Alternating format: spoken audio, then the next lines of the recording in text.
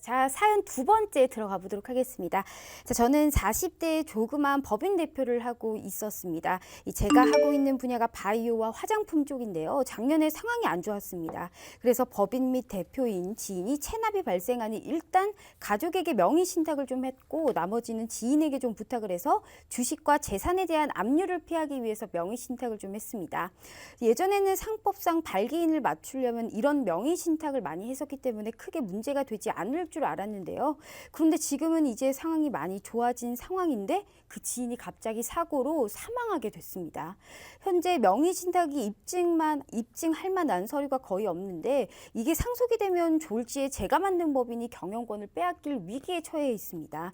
이럴 경우 입증하지 못하면 좀 어떻게 해야 될까요? 분명 증여세도 안 냈기 때문에 세금 문제도 있는데요. 이제는 그 지인 상속자들이 증여세를 대신 내주면 증여세 내준 부분에 좀 더 해서 지분을 저한테 재매각하겠다고 합니다.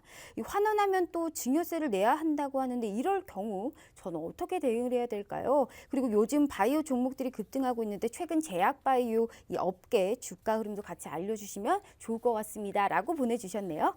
이 내용이 조금 어렵습니다. 이 한마디로 압류랑 세금을 좀 피하려고 주식을 남의 명의로 했는데 그게 좀 문제가 된 사건인 것 같습니다. 이 강성신 변호사님, 이게 좀 실제로 이런 사례가 좀 있을까요? 네, 사실 이러한 네. 사례가 많아요.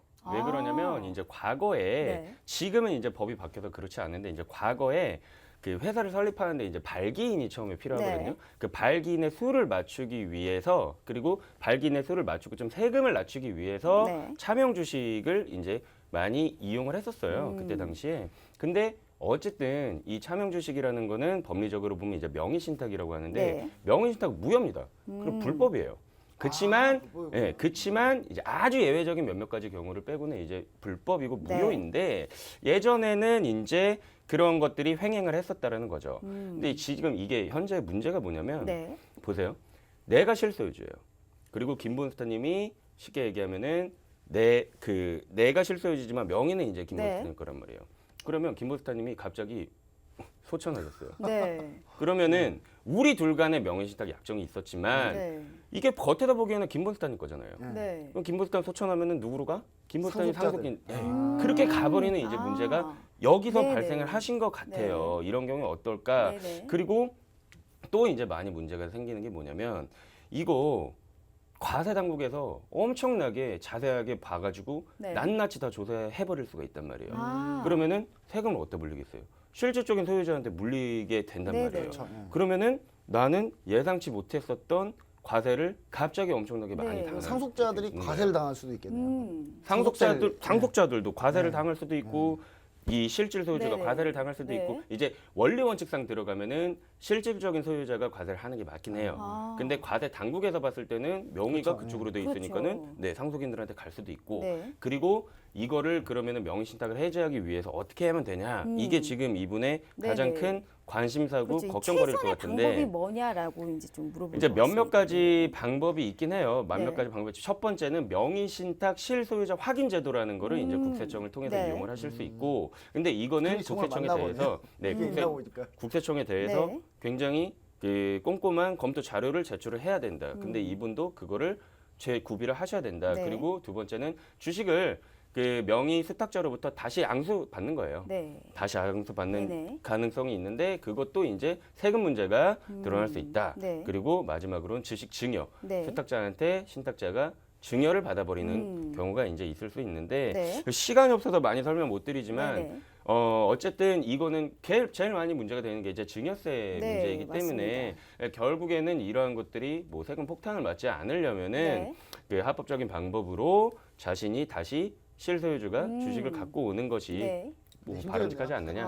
소천하셨으면 알겠습니다. 상속자 다 찾아다녀야 될 텐데. 당국자의 소유로 그냥 돌아가시는 순간 가버리는 네. 거예요. 네, 참 알겠습니다. 이게 힘든 문제. 자, 이 마지막으로 지금 네. 사연자의 질문처럼 제약 바이오 업종에 대해서는 좀 어떻게 보세요? 네, 제약바이오 업종 최근에 이제 바이오젠 알츠하이머성 네. 치매 치료제 상업화 재추진으로 이제 급등했죠. 이분이 이제 네. 바이오 사업 하시는 것 같아요. 네. 바이오 사업과 화장품 사업 하시는 뭐 대표님이신 것 같은데 현재 지금 바이오젠 같은 경우가 이제 이런 일이 있었기 때문에 이런 동향을 좀 얘기 드리고 네. 이 바이오젠이 아두카마누 임상 3상 유의성 달성에는 실패를 했어요. 근데 글로벌 1위 화이자도 사실 이거 실패했거든요. 네.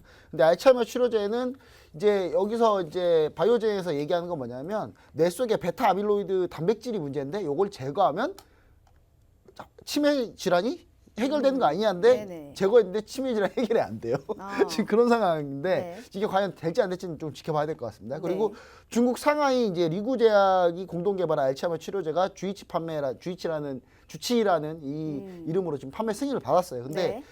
이게 미역 다시마 추출물 통해서 했다는 거거든요. 그래서 치매 안 걸리면 미역 다시마 많이 먹어야 될 것 같아요. 근데 네. 이게 중국에서 했다는 거 네. 믿을 수가 없겠죠. 네. 중국에서 도저히 믿을 수가 없잖아요, 저희. 예, 그리고 이제 최근에 이제 제약바이오 와 급등했던 게 태양성 뇌질환 관련주 아이큐어, 셀리버리, ABL 바이오, 메디프론 이런 게 급등했는데 아이큐어 같은 경우가 도네페질 약물 패치형 치료제가 있고 셀트리온이 이게 국내 공동 파권을 가지고 있습니다. 네. 그래서 이 부분 좀 체크해 보시면 좋을 것 같고, 근데 중요한 건 아이큐어 지금 이 원 특허 업체 노바티스가 SK 케미칼 특허 소송 건 상태이기 때문에 이 부분도 잘 될 가능성은 좀 노이즈가 있을 가능성이 있다. 이런 네. 부분 좀 잘 생각해 보시고 하시면은 셀리버리랑 뭐 이런 건 얘기해 드렸으니까 그래서 제가 봤을 때는 최근에 ABL 바이오를 좀 집중해서 보시는 게 네네. 좋지 않을까. ABL 바이오 같은 경우는 항암제하고 이종항체 이쪽 하고 있는데 최근에 이제 요 뇌질환 학회에서 15배 향상된 비임상 결과를 발표했어요. 근데 중요한 건 비임상 결과이기 때문에 네. 이 부분도 좀 감안해서 보시면 좋을 것 같다. 최근에 네. 제약바이오 급등한 이유는 이런 이유들 때문이다. 네. 이렇게 보시면 좋을 것 같습니다. 알겠습니다. 이렇게 해서 저희 제약 바이오 업계까지 알아봤고요. 이 한 주 동안 증시 이슈와 수익이 나는 투자 아이디어 얻고 싶으시면요. 노란톡 메신저 혹은 유튜브에서 톡앤스타 검색하셔서 함께 참여하시길 바라겠습니다. 자, 행복한 주말 보내시고요. 저희는 다음 주 월요일 저녁 8시 다시 찾아오겠습니다. 시청해주신 여러분 고맙습니다.